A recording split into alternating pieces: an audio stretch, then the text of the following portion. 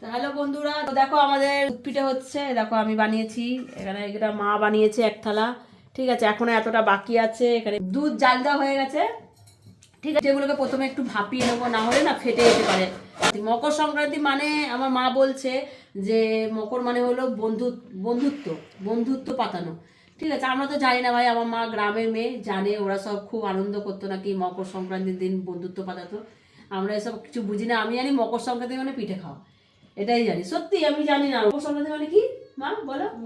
মকর সংক্রান্তি মকর পাতায় সব মকর মানে কি? বন্ধু।